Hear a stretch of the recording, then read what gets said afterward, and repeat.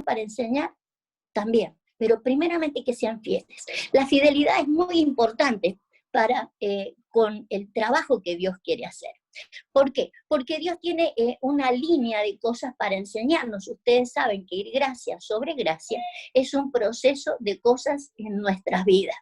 El hecho de que, por ejemplo, el apóstol Pablo dice, yo soy administradores de los misterios de Dios. Los apóstoles dicen, somos administradores de los misterios. Entonces la idea de él era ir entregando misterios y que eso fuera corriendo y que eso fuera siendo enseñado, pero no se cortara la línea. De hecho, a él se le cortaron muchos salieron de él, fueron idóneos para enseñar, pero cortaron esa fidelidad que tenían que llevar unos con otros.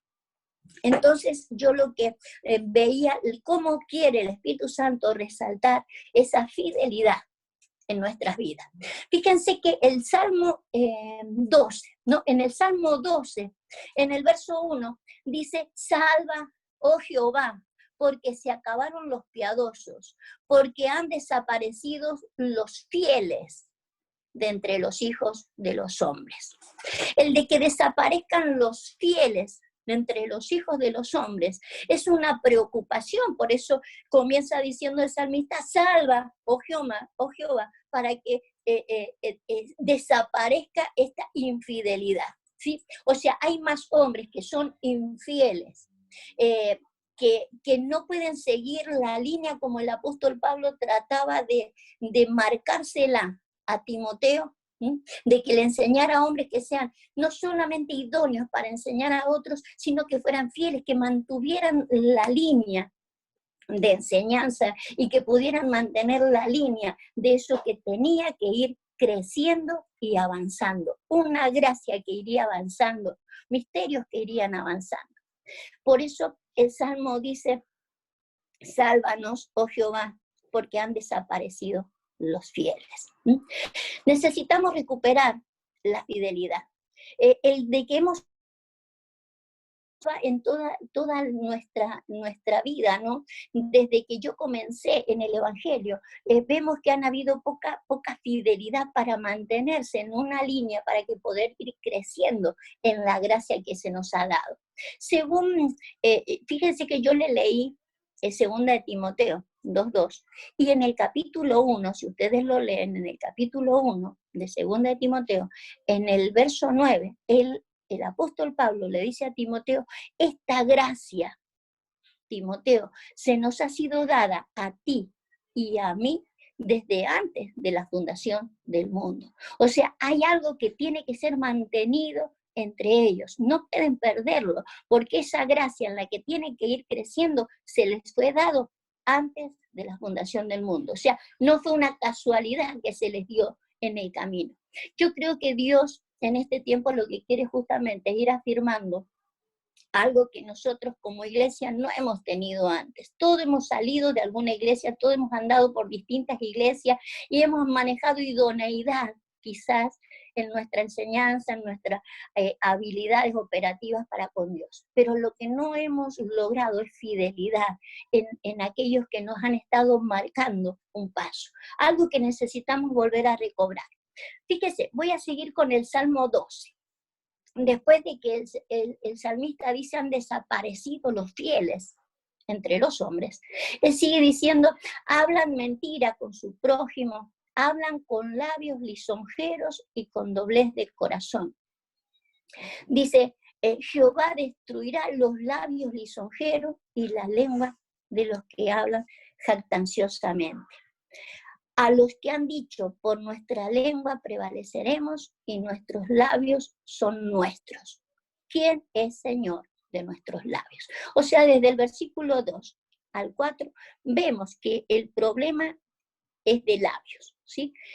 Usted sabe que de nuestros labios justamente sale lo que nosotros queremos enseñar, lo que nosotros queremos decir, sale de nuestros labios. Y en nuestros labios puede haber mucha idoneidad.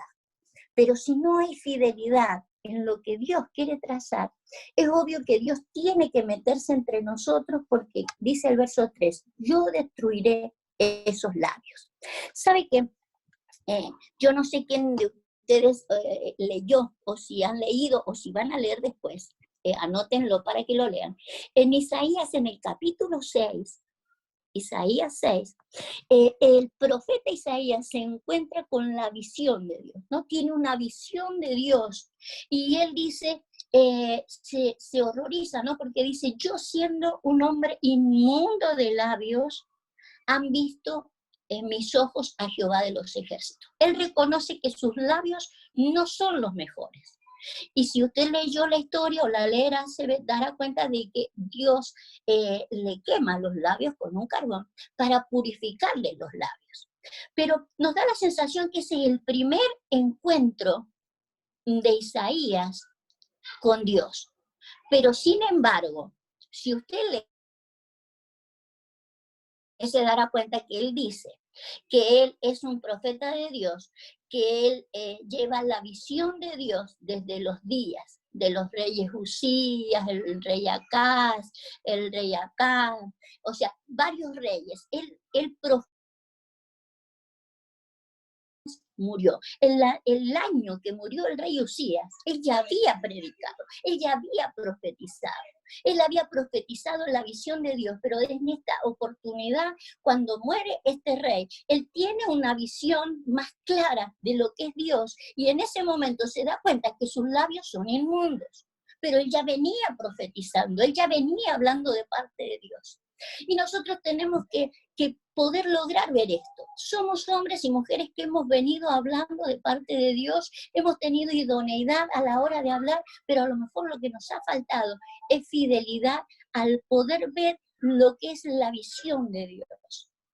Dentro de la visión de Dios, tiene que ver de que nosotros hemos sido predestinados y preordenados para llevar el mensaje adelante. Lo que no puede ser cortado y sigue siendo cortado en las iglesias es la fidelidad. Levantamos hombres, enseñamos, preparamos hombres, y terminan siendo idóneos, pero se desprenden de la visión, se desprenden del diseño, entonces terminan siendo infieles, infieles al diseño original. Le vuelvo a repetir lo que Pablo le dijo a Timoteo. Timoteo, esta gracia nos ha sido dada a mí antes de que el mundo fuera. Entonces, esfuérzate en la gracia. Busca hombres que sean fieles e idóneos para enseñar esto a otros, para que no se corte el linaje de lo que estamos enseñando, para que no se corte el progreso de lo que estamos enseñando. Voy a seguir con el capítulo 12. En el capítulo 12 del Salmo 12, dice, sigue más adelante diciendo, después de que habla de los labios, ¿no? Y que Dios dice que Él va a tratar con esos labios como lo hizo con Isaías, para que nuestros labios puedan entender qué es lo que tenemos que predicar. Más que idoneidad, tiene que haber fidelidad en el mensaje, en la visión, en lo que tenemos que entender. Fíjese, en el verso 6 él le dice que la palabra de Jehová, dice, son palabras limpias. Vuelvo a repetirlo, las palabras de Jehová son palabras limpias, como plata refinada en horno de tierra, purificada 7 veces. Fíjese cómo plantea de cómo la palabra de Jehová es limpia y está purificada en un horno de tierra, dice purificada 7 veces. Quiero mostrarle esto. ¿Cómo es que el Señor purifica la palabra? El decir que es un horno de tierra donde Él la está purificando, y dice 7 veces, no porque lo haría 7 veces, sino porque el número 7 es perfección. Ese horno de barro es nuestra meditación. Escúchenme lo que le voy a decir. El salmista dice, en uno de los salmos, dice, en mi meditación, que es lo que nosotros todos hacemos con la palabra, en mi meditación se encendió fuego y así hablé con mi boca. Pero fíjese, la palabra en nuestra meditación tiene que ir varias veces. Y no 7 precisamente como dice acá, sino que lo que le estoy hablando es de que el 7 es número perfecto. O sea, ir tantas veces a la meditación, e irá tantas veces a la meditación hasta que termine siendo la palabra perfecta. Usted sabe que todos los que predicamos, todos los que hablamos la palabra de Dios. O sea, nadie trae otro libro, todos hablamos lo que dice la palabra. Lo que no la meditamos todo de la manera en que Dios quiere que la terminemos meditando. No se trata de meditarla mucho un tiempo, sino en ese proceso que Dios tiene de tiempo en meditación. Le vuelvo a repetir, yo llevo 30 años de evangelio, 30 y pico de años de evangelio. Siempre he usado la palabra de la mejor manera, con el mejor corazón posible. Pero a través del tiempo va tomando mayor claridad la palabra, va tomando mayor entendimiento la palabra, y hoy puedo entender, por ejemplo, que no es lo mismo ser idónea para hablar la palabra que ser fiel al diseño, que ser fiel a la visión. Que me puedo quedar con una habilidad gloriosa de hablar y de manifestarme a la sociedad, pero si yo no guardo el diseño, si yo no guardo la gracia que se fue dada antes de la fundación del mundo, lo que estoy perdiendo es como comienza el Salmo ahí: no hay fieles en la tierra. No podemos perder la fidelidad. La fidelidad es primero. Después el Señor dará toda la gracia y la idoneidad para que podamos enseñar también a otros. Pero si no enseñamos a ser fieles, lo que estamos rompiendo es el diseño. Si usted ve, en las iglesias enseñamos de todo, pero tenemos la iglesia tan dividida en el planeta entero. Y no podemos seguir dividiendo la iglesia. Tenemos que multiplicarla la iglesia, pero no dividirla. Cuando se divide la iglesia, lo que estamos haciendo, faltando a la fidelidad que el Señor pretendía que nosotros tuviéramos. Una fidelidad al diseño, una fidelidad a la visión de Dios. Por eso yo le decía que Isaías, cuando pudo ver bien la visión de Dios, se dio cuenta que sus labios no eran los mejores.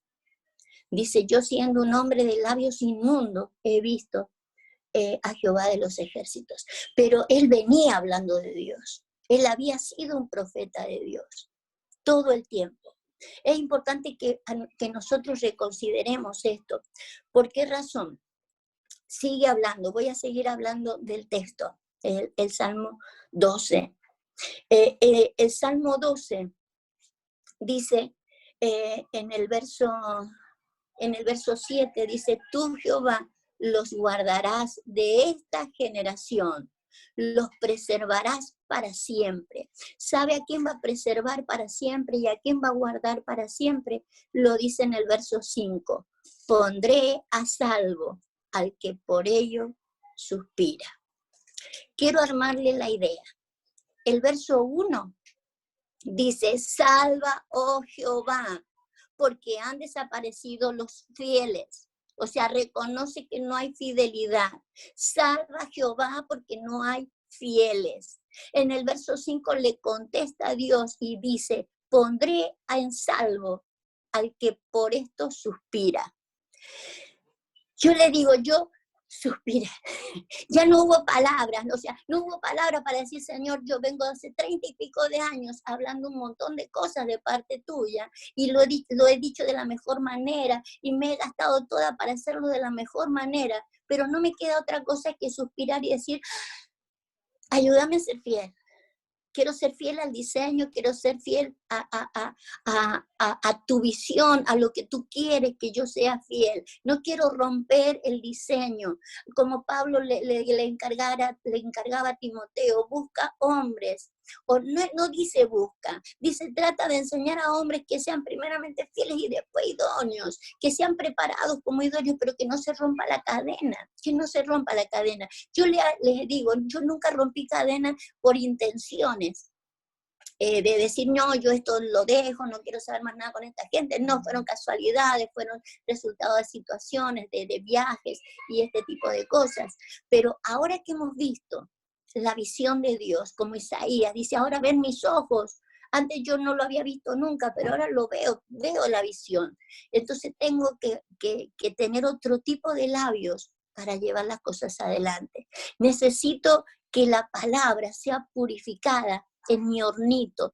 Tengo un hornito de barro, como dice el Señor. El Señor pretende que la palabra sea purificada en nuestra meditación. Necesitamos ir entendiendo, y esto es un proceso. Esto no es decir, me voy a la habitación y voy a meditar. Serán años en mi vida donde el Señor irá tratando cosas hasta que nosotros podamos entender que es más poderoso ser fiel al diseño que ser idóneo para hablar la palabra.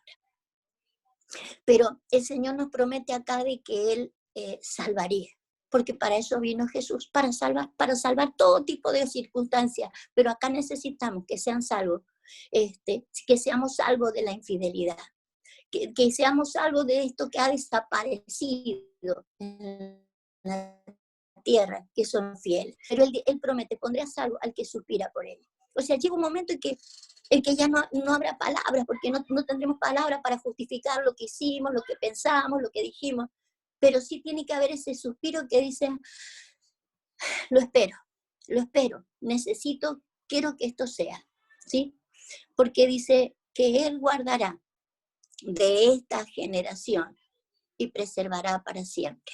¿Sí?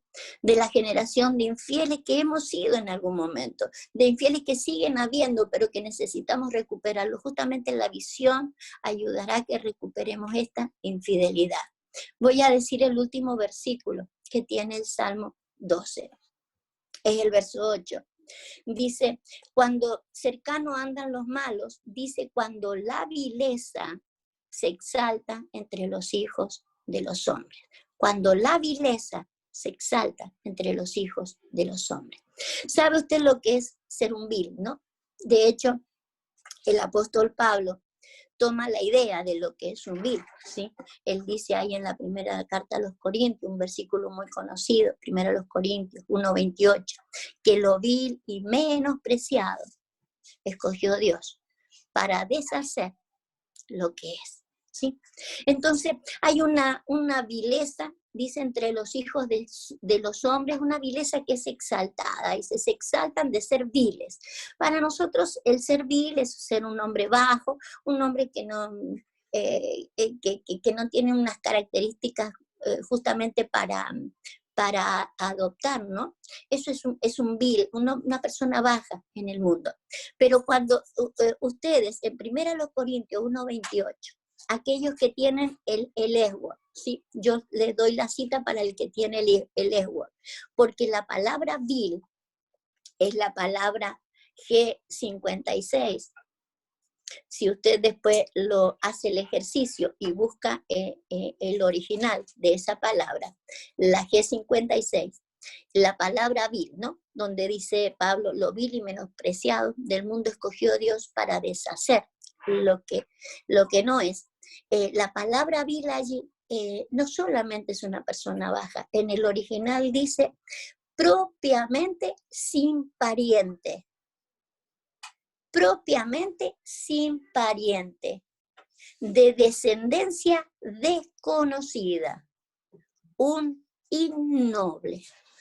O sea, no pertenece a la nobleza, desconoce el parentesco que tiene, porque no tiene familia. Justamente el Señor lo que nos ha llamado es a vivir en familia. Cuando Él dice, yo he escogido lo vil, escogió los que no tenían familia, pero no tenían familia espiritual, porque familia biológica tenemos todos, la conozcamos, tengamos relación con ella o no. Lo que nos ha traído a una familia espiritual, a una familia de nobles, una familia de reyes, familia de sacerdotes. Él nos ha involucrado en una familia que no podemos perder. Una familia que tenemos que entender que es una familia que tenemos que guardar y que tenemos que seguir ese orden de familia espiritual. ¿Me entienden? Entonces, hay algo que recuperar. Los fieles de la tierra.